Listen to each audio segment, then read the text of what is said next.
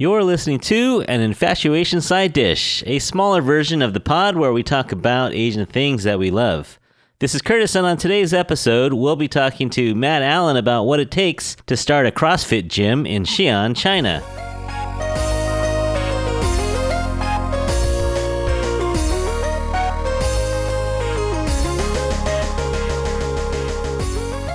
Hey everyone, how's it going? Welcome to side dish number 10. I'm not sure when this one is going to air, but we may as well go ahead and say Happy New Year, a little 新年好. 新年快乐, 新年快乐. So we're going to, I don't know, this may be February, we'll see. Okay. But the beginning of the year is kind of a time when a lot of people hit the gym and try to lose a couple of the holiday pounds. Absolutely. So I was thinking we'd do a little episode on fitness, but I was like, how can I tie fitness into the Infatuasian theme of our podcast? So I hit up a coworker.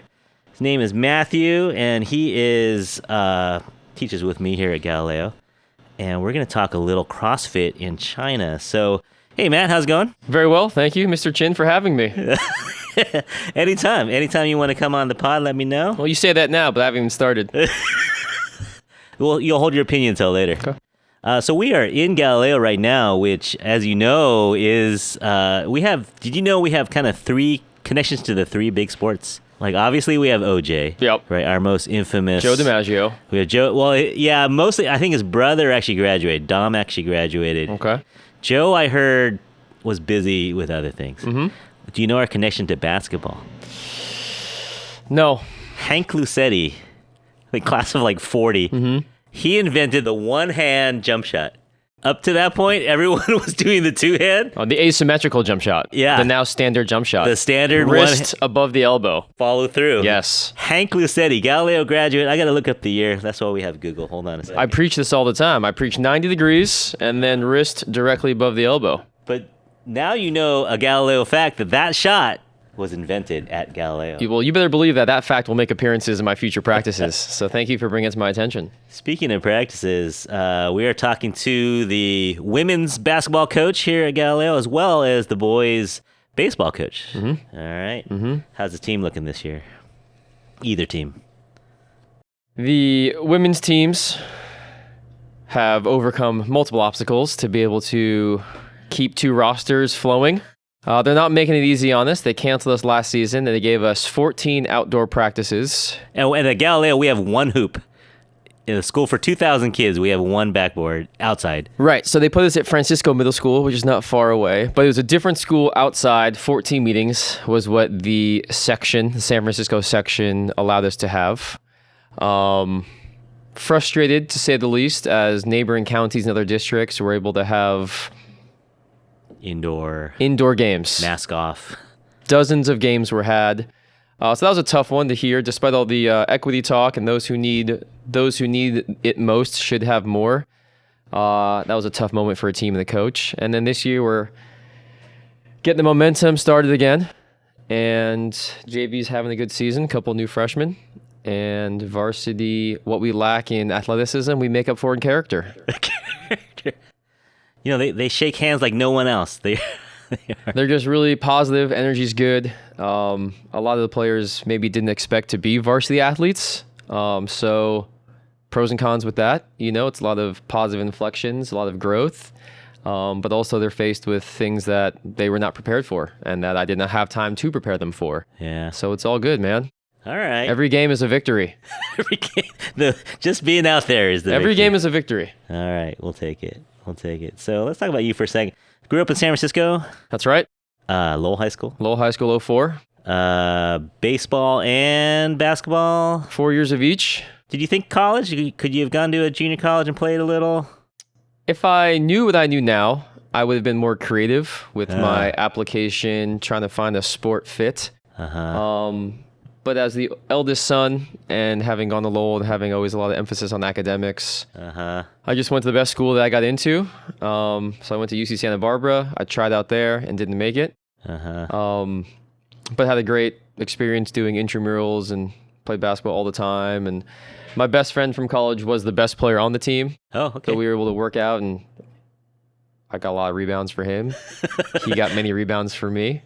So I was able to keep the game growing, and then I'm sure we'll get to it. But when I moved to China, I was able to keep playing there. So, Yeah. it's only mistakes are just opportunities to learn. So that's what got you to China? You graduated Santa Barbara, and then what? Moved home, substitute teacher, and worked at a nonprofit for a year and a half. And then big fork in the road, I was going to get my teaching credential in 2010. Or in college, I'd wanted to move away and teach and just learn new language. And I always knew I was Chinese. Like, my mom was Chinese, my grandma's Chinese. We do Chinese things, but I don't speak it. My mom can speak it, but can't write it. And so it was kind of an abbreviated version of being Chinese. So went out to Xi'an, China in September of 2010. Wanted to go somewhere where the foreigners were less numerous. Okay, yeah. Northwest China. Culturally, the Northwest. Geographically, right smack dab in the middle. Uh-huh. But for all you China watchers out there, you know that all the people live on the eastern third. Right. And that the West is, much more sparsely populated. So for Chinese people, it's the West, but it's right in the middle of the country. Yeah, yeah. And famous for? So many things. Famous for the home of 13 dynasties, the Terracotta Army. Yeah, everyone knows it for that. The noodle, the food. Right. One of the main attractions is the Muslim Quarter within Xi'an. Xi'an was the first city to 1 million people. Was it? Major metropolis during the Tang Dynasty, the heyday. And a large part of its success was being one of the western anchors of the Silk Road. So they have this kind of uniquely open-mindedness compared to other Chinese cities where they know that being an international place is a good thing. Many people got wealthy. The Muslim Quarter is still inhabited by that ethnicity, the Hui people, I believe. So they're not they still are shocked to see foreigners, like most emerging second, third tier Chinese cities. But they have this amazing, and now it's, we're talking the 600s to the 900s is the Tang Dynasty. Yeah. So even over 1,000 years later, there's still kind of a positive lean towards internationalism and how that plays a big role in cosmopolitanism. Yeah, being on the Silk Road, I guess they've always had that presence from Europe. Let me look at the population here. Population now, do you want to take a guess? So Xi'an was just locked down for 26 days, which was getting the news on the ground from my wife and her family was crazy. But they had 13 million quoted in the New York Times, but I think it's more closer to 9 or 10 in the actual urban core. And then it spreads a little bit. Yeah. Yeah. And 10 times bigger than San Francisco, both in population and in area. Yeah. So you packed up and you said, I'm going to go to China, and you're teaching English? Yep. Found a job at an English center, like many foreigners who make the trip out there. And you had never taken Mandarin? You took Mandarin at Lowell? Or? None. Okay. None. I did 3 years of Latin at Lowell. Right. And 3 years of Latin at Santa Barbara for my classics major. You have Dr. Nagara? Who'd you have? I did have Dr. Nagara. Jeez. Shout out Dr. Nagara. Doc. Benito Nagara. Doc Nog. All right. If you're listening, Benito, the love of language is continuing. Did you ever arm wrestle him for a grade? No. He used to offer us if you could beat him, you get an A. Maybe I caught him at the towards the end of his little, career. yeah, he wasn't feeling so frisky in the 2000s. I'm at least 18 years older than you, so yeah. Packed up. My goal was to move there before 25. So got there right before I was 25. Had found a job from here, like while I was still home. Bought a one-way ticket. I remember very vividly buying this one-way ticket. SFO to XIY was the airport code. Did the first year at the English Center. It was great. Just busy all the time. A lot of reps, a lot of people, a lot of learning about the people there. And then my second and third year there, I worked at a Chinese university, a Xi'an University, Xi'an Foreign Studies University, Xi'an Waiguo Yu Daxue, which was awesome. I got to live in the teacher dorm, and it's a language school. Yeah. So there were 4 Japanese, 2 Russians, an Italian couple, 5 women from Cuba, 2 people from Spain, a dozen Americans. They had this really interesting exchange program between this university and BYU. Okay. So BYU Mormons? BYU would find and train retirees, Mormon retirees, who would go out for 1 or 2 years. So that was awesome, just to learn more about your own country. Did that for 2 years. It was an exchange program where they were receiving Cal State credit because the students would be with us freshman year, go to Cal State Humboldt for 2, and then come back for their senior year in Xi'an. Yeah. And somewhere along the line, you meet your wife. First year, met my wife. Yep. All right. Tina. Shout out Tina. Shout out Tina. She's local? She's local Xi'an? From Xi'an. Okay. Mm-hmm. All right. And now all this time you're playing sports, you're working out. What are you doing? You're using the school gym, or what are you doing? A lot of basketball on the university campus, playing in some foreigners versus Chinese tournaments, which was super fun. Yeah, a French guy, a couple Kazakhs, in a brand of ball I'd never played before. The brand of ball in outdoor China is interesting because it's all half court, 4-on-4 to 5 buckets. Okay. They don't run and gun. No 3-point line. It's a scrum. There's a lot of people, so it's better to have 16 on one court rather than 10 playing full court. Okay. And so I'd repeatedly, plead and lobby and bully people into playing a little bit of full court before they play the half court. But those in-between game SIGs may have been an obstacle. You get 5 buckets, you spark half a SIG, winners are still on. Yeah. So that was challenging. And then the game just kind of has a black hole in the paint.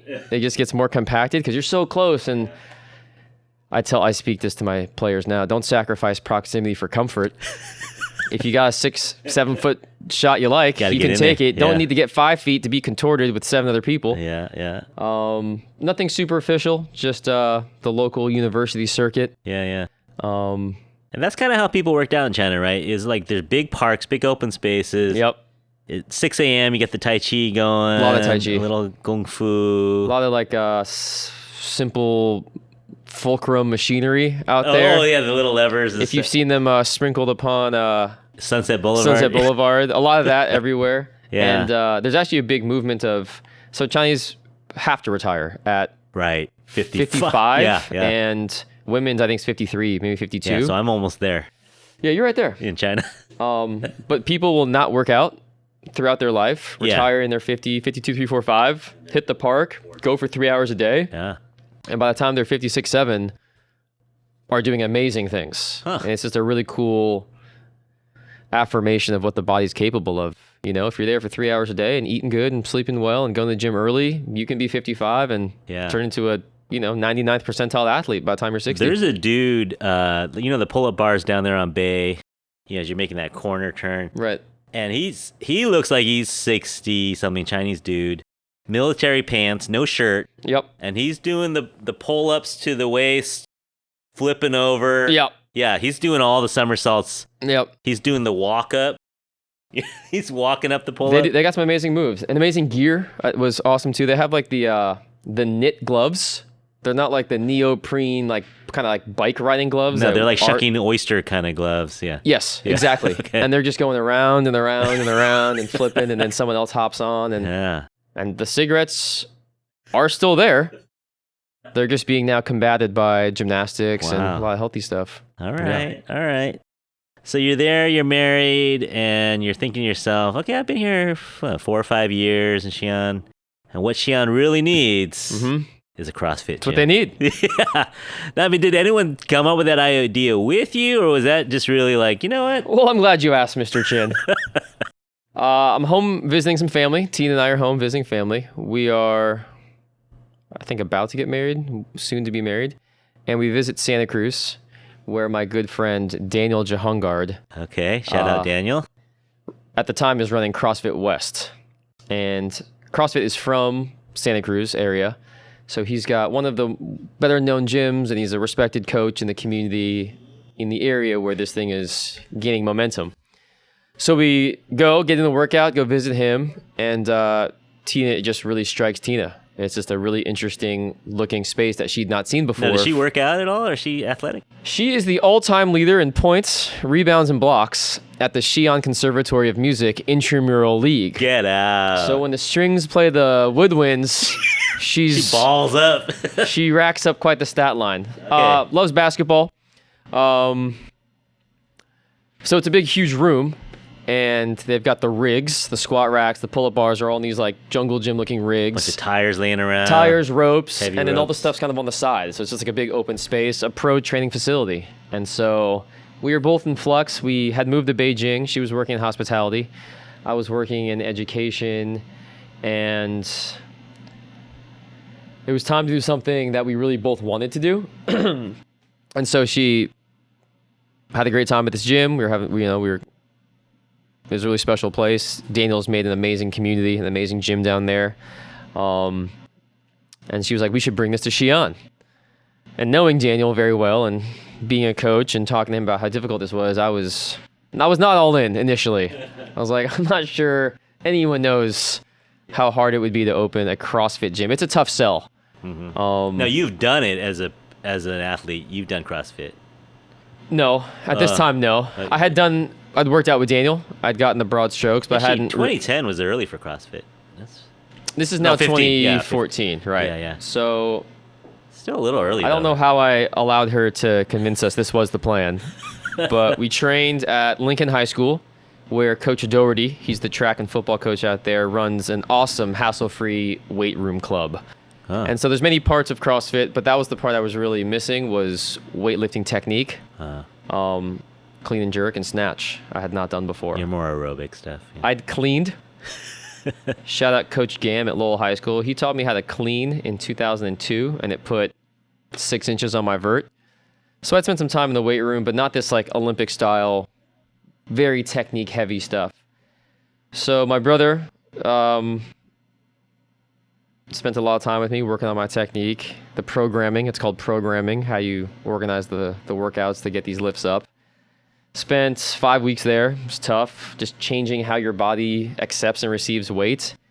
You do a CrossFit class here, a weekend class. You take a test. You get certified to be a level 1 coach. You take that level 1 coach, and you can apply to be an affiliate. And so we opened up. Again, I tie it to my birthday a lot. So my goal was to open the gym before I was 30. So on the week before my 30th birthday in 2015, we opened up Flying Tigers CrossFit, which is the first CrossFit in China's Northwest, as I've said a bunch of times. And it was an outrageous it was a sprint, big sprint the next year and a half. So just to back it up a sec for those of you who don't know CrossFit, you've seen it, right? It's people, minimal equipment, maybe a big tire flipping. Not a lot of machines, right? Not a lot of machines. You'll have barbells, medicine balls. Yeah, I'd put it into 3 categories. There's gymnastics, weightlifting, and other. So a lot of what you'll see is the gymnastics part, the kipping pull-ups, the ring muscle ups where you get on the ring, pull up into a dip, the clean and jerk and snatch, and then a lot of functional fitness, boxes, kettlebells, burpees are big. Heavy stones. I've seen the people flipping stones over bars and stuff. Yeah, the idea is that you prepare your body for the known and unknown. They have the CrossFit Games, which have been rolling on, and those people are just an incredible accomplishment of what the body can do. But pitching it to a Xi'an Chinese audience, you make some localizing adjustments there. Now, were there kind of like a 24-hour fitness type club? So the landscape at the time was 24-hour fitness, big gym, tons of machines, treadmills, bikes, tons of machines, handsome people in polo shirts, and it makes total sense as I reflect. You can just buy it and then charge people for a yearly membership, sell as many memberships as possible, and hope that there's not too many people there at one time. Yeah. And the coaches don't have to do much except they're kind of like valets in China. It's totally different. They give you a cup of water, hot water. They'll bring you a towel. They'll give you some pointers. You're kind of talking as you're going, but not a ton of kinesiology, physical therapy, undergraduate opportunities yet. If you're good at school, you don't go work at a gym in China. You go do science and tech and computers, and there's not quite that appreciation for the manual labor, the in-person talent required to really help someone get the most out of their body. So there are oftentimes people not from the city who are getting their first, second, third job in the city. It's kind of an entry-level job for a man or woman with a good haircut. So you open up and you're just advertising around the town. You're just kind of trying to get on the newspaper, radio. What are you trying to do? Yeah, so Tina's running all the business development. I'm doing all of the coaching, and really proud of the effort. Super grassroots to start. Friends, so this is family. full-time gig for both of you at this point. Okay. All in. Friends, family, cousins, neighbors, anyone we know. The location is right next to Tina's parents' house. Okay. And we got this location because this room, this large room, this 230 square meter space is attached to the factory where Tina's dad worked for 30 years. Okay. The factory makes the cylindrical bases for satellites. Oh. So it's like a communist work unit. There's the big factory, all the apartments are adjacent, and there was this like half underground space that was empty that he helped us bang out a little lease there. Yeah. So one student at a time, two at a time, get some enthusiastic young people who like to work out, have been to the other gyms and feel like this is much different. It was a tough, what I said to you was part of the explanation of it's a totally different business model. Like we're not trying to sell as many memberships as possible. Right. There's 5, 6 classes a day. 12 to 15 per class makes sense. So I, at most, want 70, 80 people here in a day. Yeah. You got to book your class, which was a barrier. You can't just show up whenever you want. There's open gym times, but people weren't joining to have an open gym. They wanted to have a coach, have a teacher, have a class. And we kind of stumbled into like this third space area of society where people live in these big, huge 25-story apartments.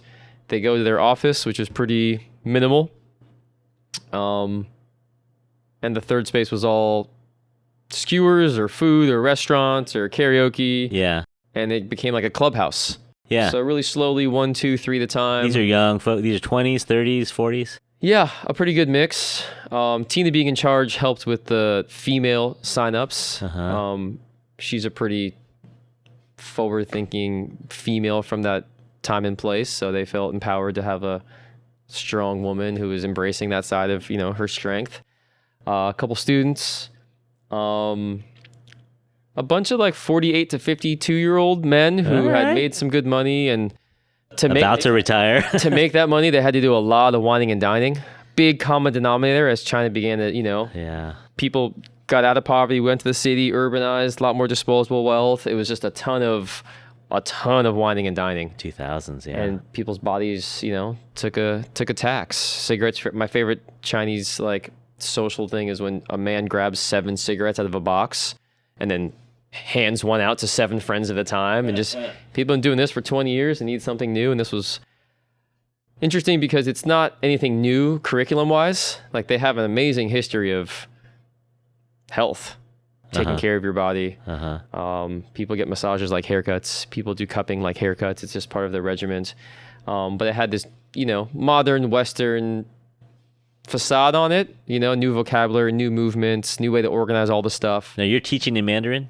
You're coaching in Mandarin? Yeah. So I'd been there for 4 years, and this really is what you need to blast through that plateau of language. You get comfortable.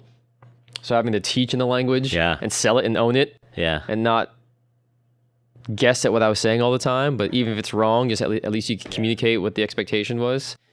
So teaching classes in Mandarin, and then was able to train 10 coaches, which is kind of like one of the really cool, proud moments. And these were former members or current members? A couple members turned into coaches, a couple people who had seen CrossFit in Beijing or Shanghai, and now they're from this area and realize that now there's a gym here.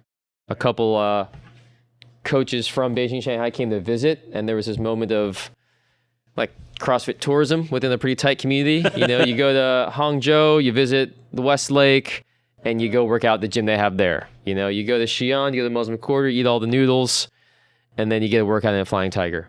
And we should get into like the business side of it, which was crazy. But 10 coaches.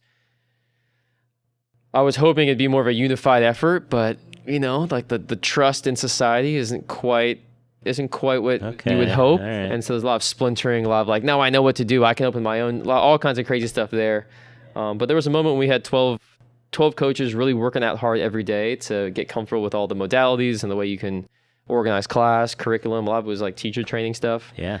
And now, 3, 4, 5 have gone to open up their own gyms. Okay. I'm like the Popovich of Western China CrossFit. There's a coaching there's tree. a tree.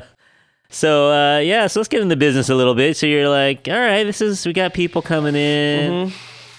The money starts rolling or trickling in? Not rolling, but you can see that if we get this many people at this location, if there's this many people interested, with the two of us working, yeah. with the number of classes we've offered, the whole thing is that it just moves so fast in China. It's just such a strike while the iron's hot mentality, and so in the 8th or 9th month, we'd already scouted out this second location. Amazing facility. So we were on just outside the East 3rd Ring Road, and a little farther east was a gym that had closed. And the nephew had been to our gym once or twice, brought his uncles, and they wanted us to just design, open, and then open a branch of our gym with their people at this location. Sort of like a franchise then. So. Yeah. So this was Flying Tiger CrossFit Chanba is the neighborhood. But they had a pool, they had an outdoor pool, which was kind of unheard of. Yeah. So we had staffing. We've been training up these 10, 12 coaches. So we had the people. They did the same thing over there. One friend, one person at a time, a local school, the local neighborhoods. And no one was actually ready to coach these classes or lead these classes. But like what I say is, you can't wait till you're 100% ready to do it. You'll never be because someone else is 60% ready to do it, but they think they're 100% ready to do it. And they're going to do it. So then they accelerate your whole timeline. So we had one, good quarter there. We were all unified and all the same coaching t-shirts. And then just this was, part of what made me see the exit and heading back home was not a lot of vision on the economies of scale.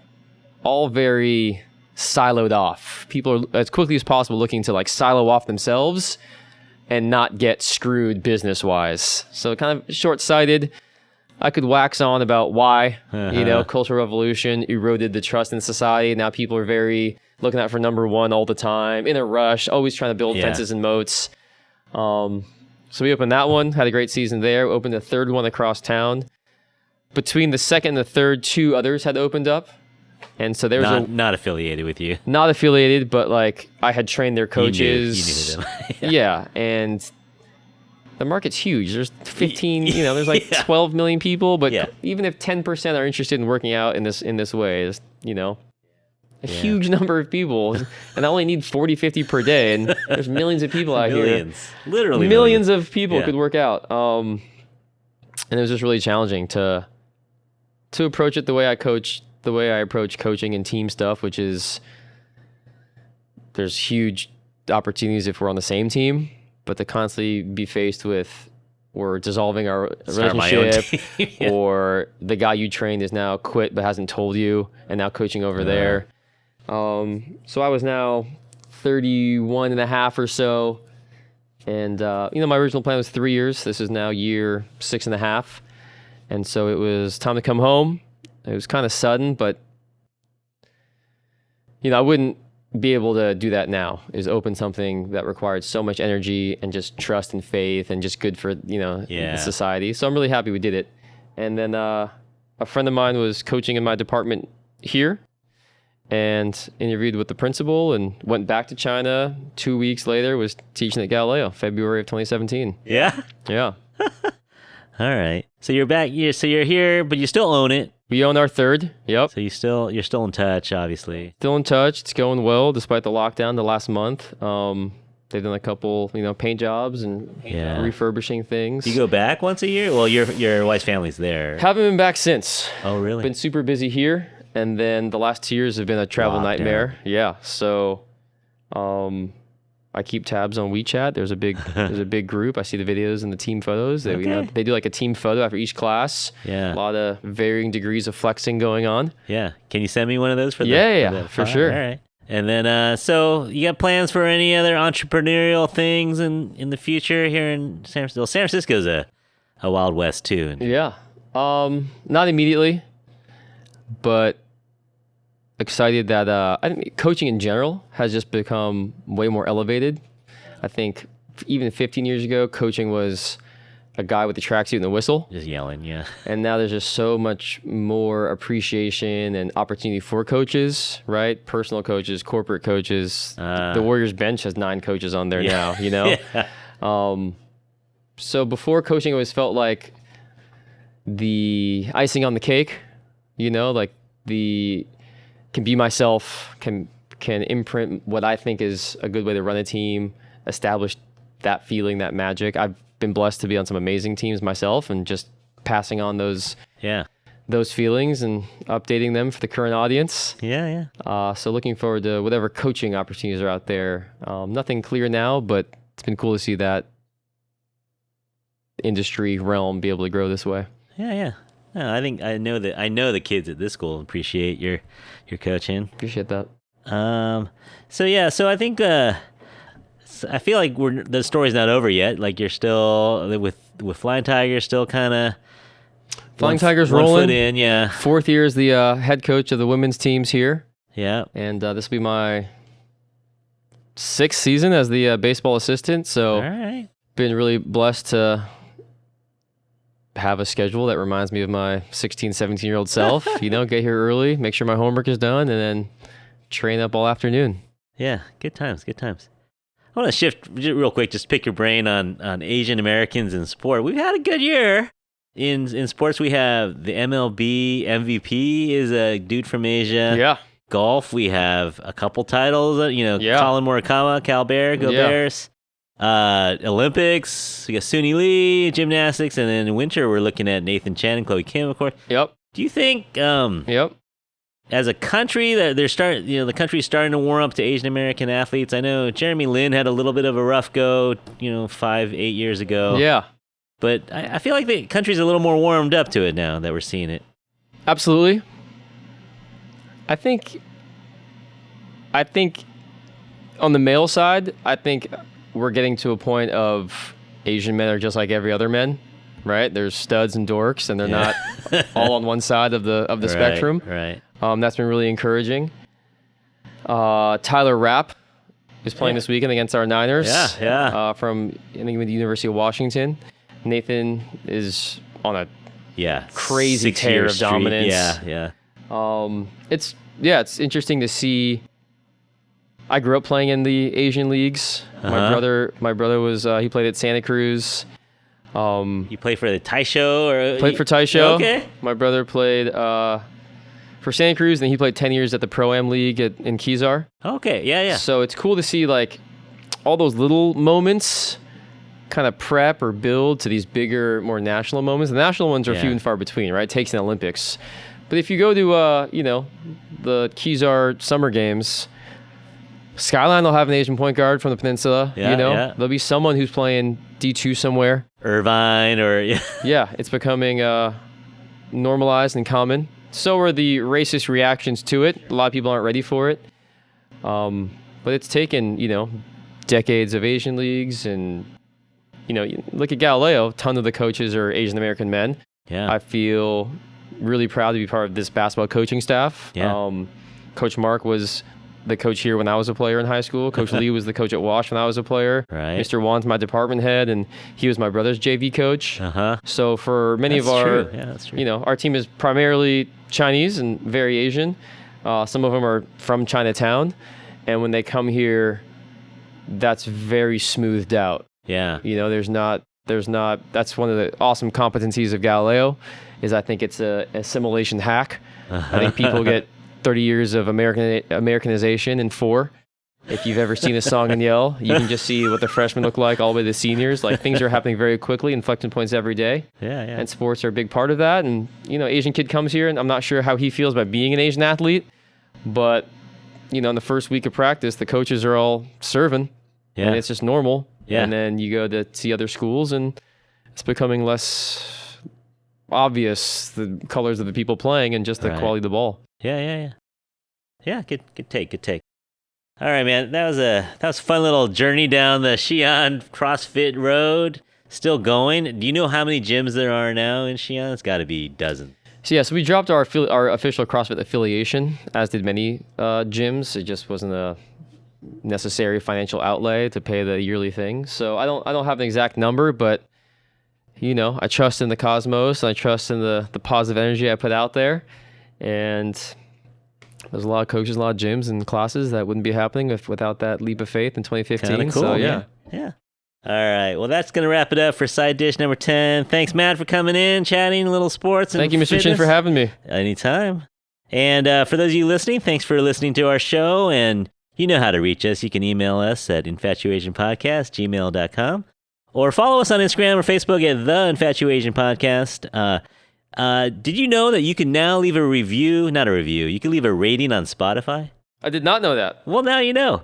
So anyone out there listening on Spotify, you can give us a 5-star review on Spotify. Apple, you've always been able to do that. So give us a 5-star rating on Apple, or leave us a review. I actually offered $1 for every review that someone writes on Apple.